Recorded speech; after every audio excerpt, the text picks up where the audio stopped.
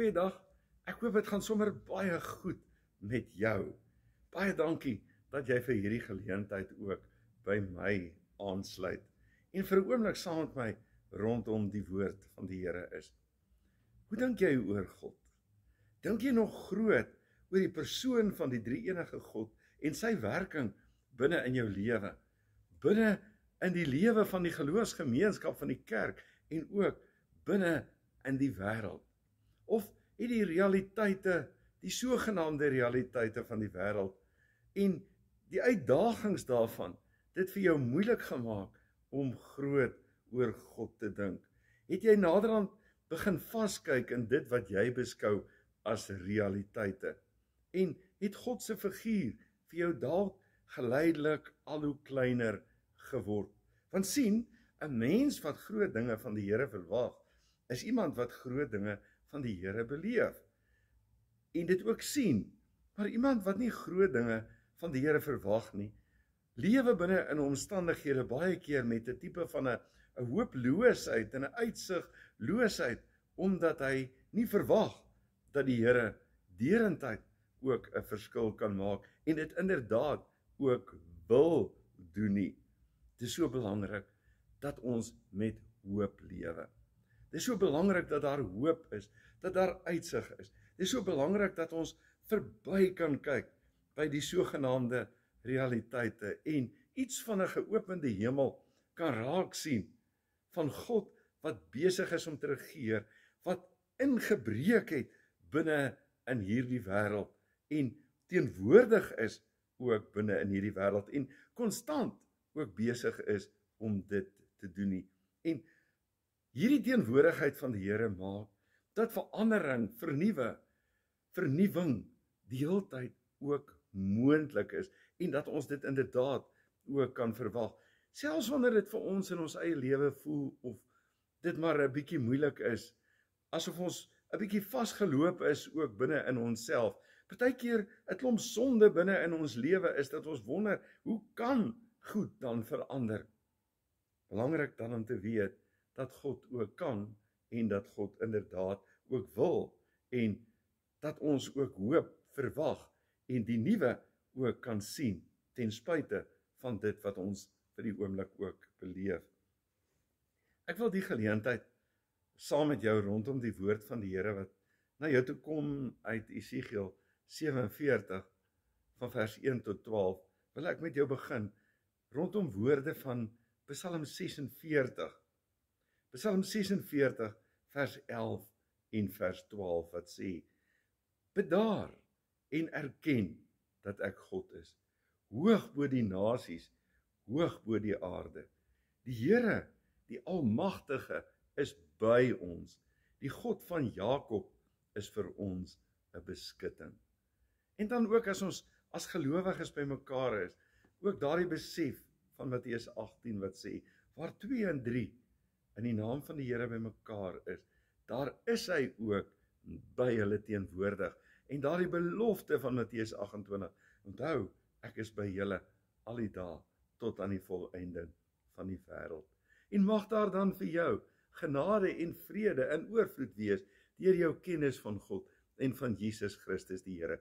En mag dit alles vir jou vermenigvuldig word deur die werking van die Heilige Gees.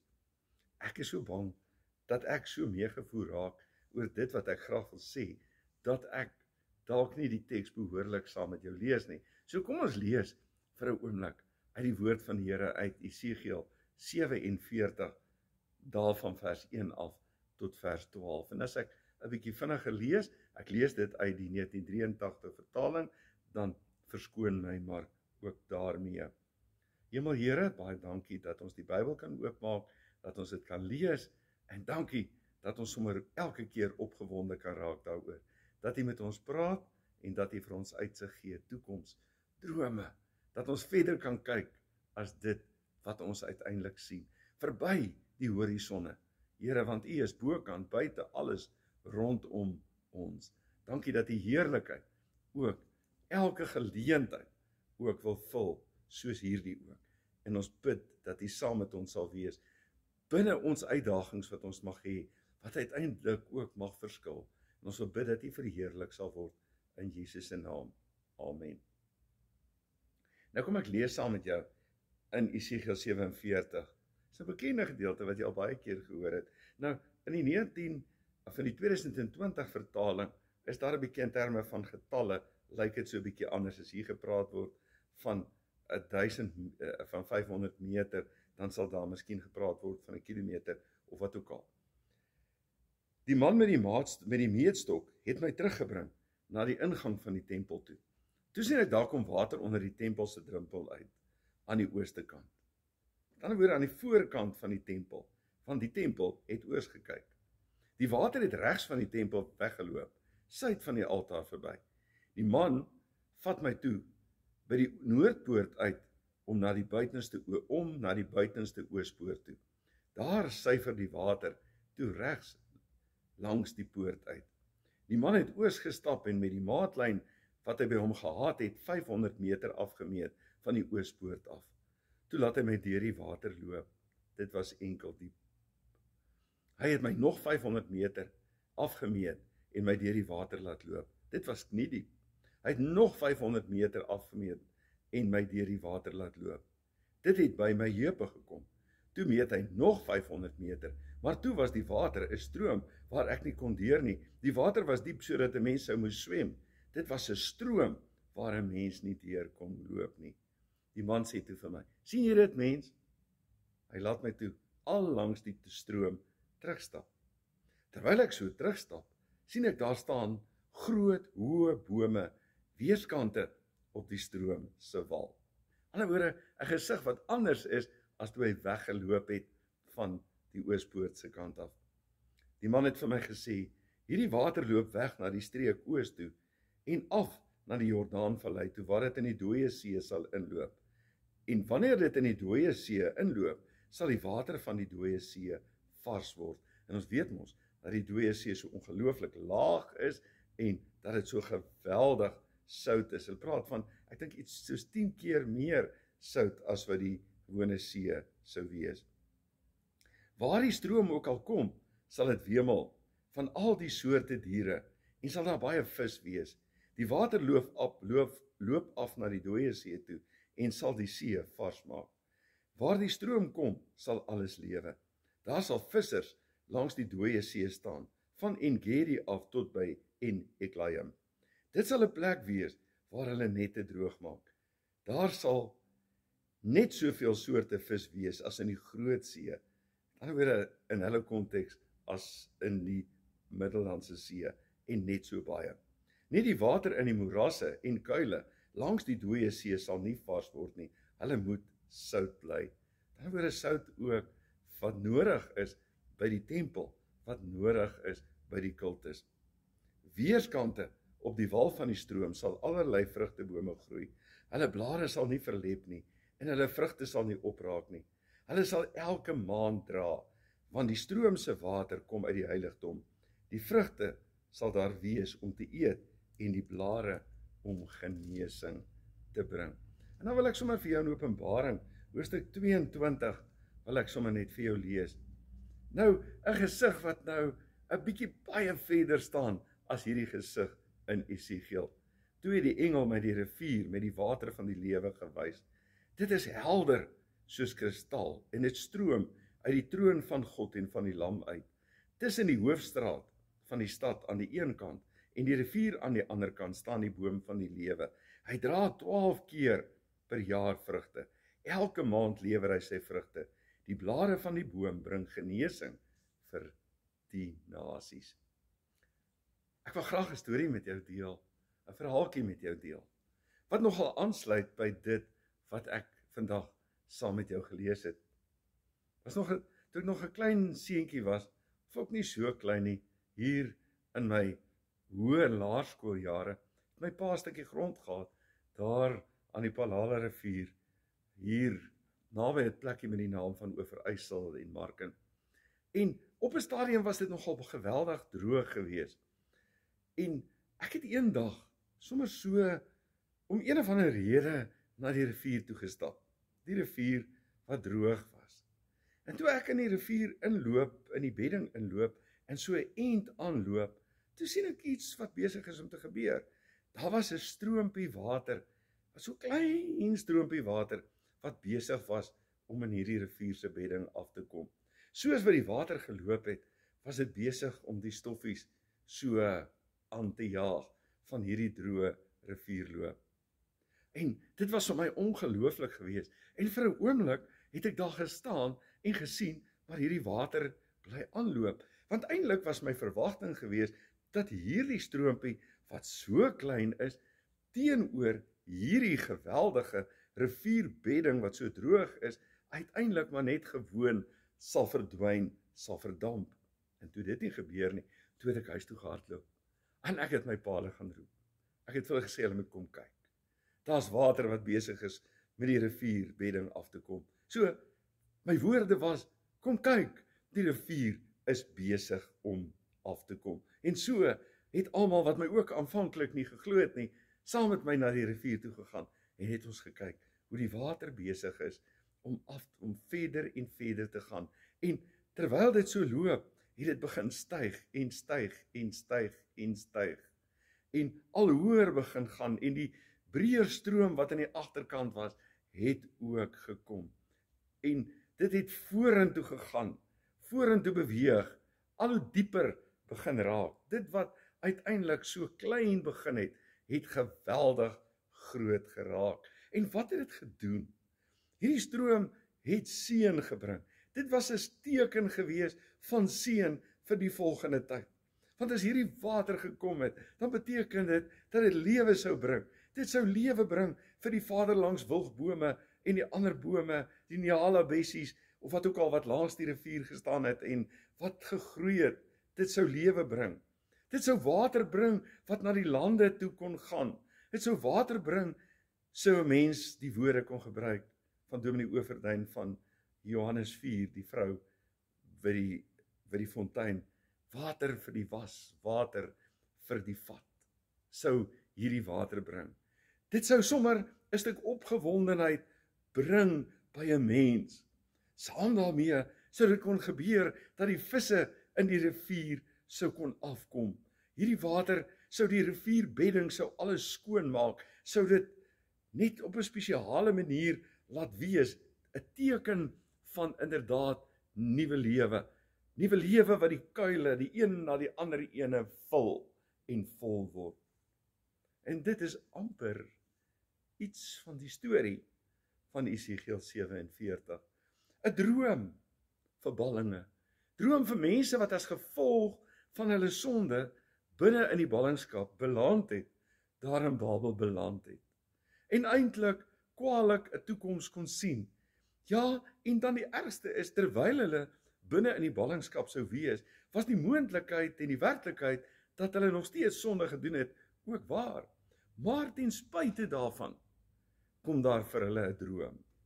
'n Droom wat wyer is, 'n droom van 'n groter prentjie, wat ook hier gegee word in hierdie deel in Esegiel, maar ek wil graag hierby kom stil staan. 'n Droom. Iewers op 'n manier om te sê, God is besig. God is, by wyse van Spreuke, 'n God wat nooit afwesig was nie, is terug.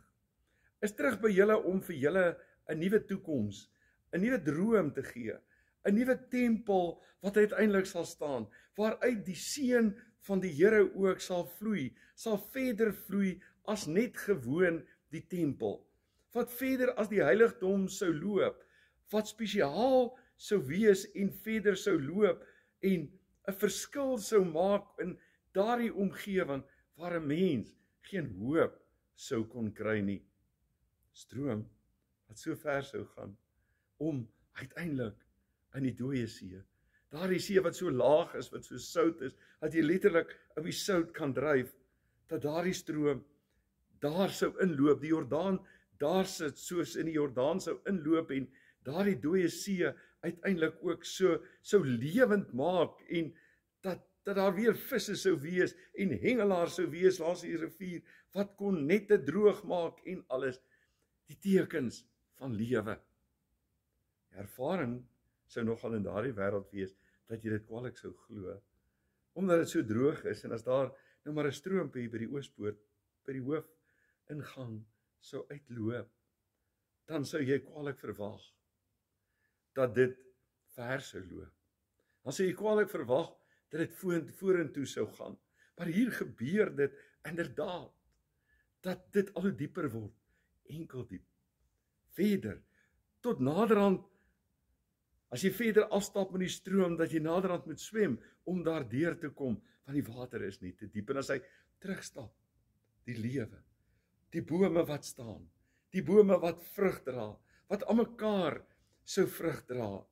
Vrugte dra iets van dit, om mense te laat wees, iets van dit wat in Psalm 1 staan, soos bome wat geplant is by waterstrome, wat sy vrugte gee op die tyd, waarvan die blare nie verwelk nie, en alles wat hy doen, voer hy voorspoedig uit, iets van dit, 'n droom vir God, van God, vir sy mense, 'n vergesig van waarheen hulle sou kom, in 'n fase waarin die tempel uiteindelik ook nog stikkend is, en die land vir hulle 'n vergesig, 'n hersenskim eintlik kon wees.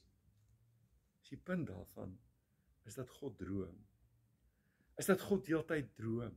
Dat God vir sy mense heeltyd die mooiste, die beste uiteindelik ook wil gee.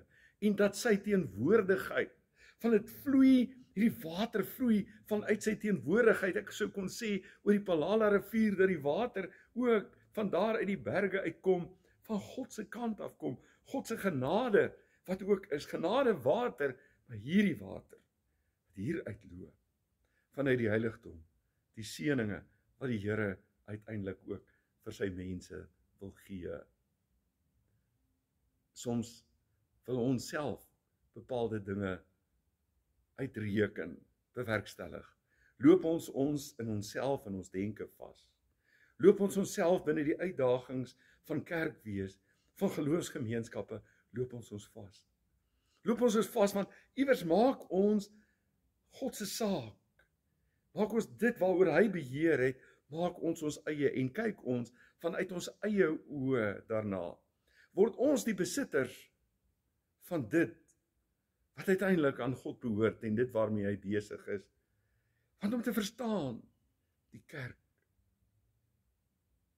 die wat aan die Here behoort, die geloofsgemeenskap, daardie mense wat in Christus Jesus is, wat uitgeroep is uit die duisternis uit, na die wonderbare lig toe, daardie persone met wie die Here 'n ooreenkoms het, behoort aan hom. Kerk is 'n seën vir die wêreld. Soos wat dit in daardie tyd moes wees. Want die Here wou die nasie seën, die Here wou die volke seën, die Here wou die wêreld seën, en hy wou hier vanuit hierdie situasie uit, vanuit die onmoontlike wou hy vir hulle 'n droom kom skep, en vir hulle kom wys, wat vorentoe gaan, waarop hulle kan fokus, wat hulle vorentoe gaan, wat eintlik sou aansluit by iets soos Jesaja 60, wat ook sê, kom Jerusalem, en wat praat oor die lig, wat vir Jerusalem kom skyn het, en dat daar mense is wat ook verlang daarna, en dat hulle hierdie boodskap, dat hulle hierdie lig ook, binne in hulle self, ook sou ronddra. Openbaring 22, hier aan die einde van die Bybel van vers 1 af, vat ons ook terug, na iets van 'n herstel. Iets van 'n herstel, want hierdie beeld van Esegiel is 'n nuwe herstel. Dis 'n nuwe droom. Openbaring 22 vat ons ook verder na die eindtyd toe, verder na wanneer die volheid van die Here uiteindelik sal aanbreek. En wanneer die volheid van die Here ook sal deurbreek, en dit wat in Christus alreeds 'n werklikheid geword het, wat wil deurbreek binne in die wêreld tot in die volëinding van lewe wat God skenk, waarvan ons uiteindelik die persone is wat dit raak sien, wat dit beleef, wat saam opgewonde moet raak oor God se droom en dit optel. God het 'n droom. God het 'n roeping vir die kerk. Waarmee is ons besig? Hoekom is ons hier? Om wat te maak? Waarheen gaan ons? Wie hou ons onder die oë? Aan wie behoort ons? Wie sin is ons? As ons nie meer hier is nie, wie sou ons uiteindelik mis om hierdie vrae te loop vra? Die Here het in jou lewe, ook in die dorheid van jou lewe, sy waterstroom kom gee. Het sy gees ook in jou lewe kom werk in Christus, jou nuut gemaak, en daarom moet jy 'n mens wees, wat met hoop lewe, wat met toekoms lewe, wat met uitsig lewe, en die hele tyd die groot dinge van die Here ook verwag. Ja, ons sou sê, ons uitdagings vir die tyd, waarin ons lewe is moeilik, dit is uitdaging. Here kan alles nuut word, kan alles verander, kan ons weer 'n eenheid word, 'n saam wees, 'n eenheid ook in terme van ons geloof, kan daar vrug gedra word, is dit moontlik, dat die wêreld uiteindelik sal kan sien, dat die wêreld se kan transformeer, omdat ons daar is. Dit is moontlik, omdat die Here daar is, wat die strome gee, en wat die nuwe tyd gee, wat die stad gee, wat die toekoms gee, hy dra dit in sy hande, en ons is die bewys daarvan, jy is die bewys daarvan. Kom ons gryp dit ook aan, kom ons gryp die toekoms aan, wat die Here ook vir ons wil gee, en ons wees deel van hierdie toekoms, ons wees deel van hierdie prentjie van hoop. Hemel Here, baie dankie, dat U vir ons droom, dat U namens ons droom, dankie dat U ons vergesigte gee, ons is opgewonde oor die toekoms wat U gee, en ons loop die pad saam met U, en ons vertrou U. Here, soos wat die droë lope in die suidland in waterstrome kan verander tog ook nou ons lot, Here, soos wat U dit ook sou kon doen. Here, ons vertrou U met ons hele hart, en laat ons op die pad loop met geloof, met hoop. Here, al voel ons nog nie, dat ons sal weet, maar dis daar, omdat U daar is. Ons bid dat U ons elkeen sal lei, en ons vorentoe sal neem ook, binne in die kerk, binne in ons geloofsgemeenskap, ook hier, soos dit in Kudusrand is, in hierdie plek waar U ook vir ons geplant het. Dankie dat U hier vir ons ook droom. En ons dankie daarvoor, en ons prys U in Jesus naam. En mag die genade van ons Here Jesus Christus, en die liefde van God, en die gemeenskap van die Heilige Gees, met julle elkeen wees, en bly, totdat Jesus kom. Amen. Jy moet baie mooi bly, en geniet jou dag.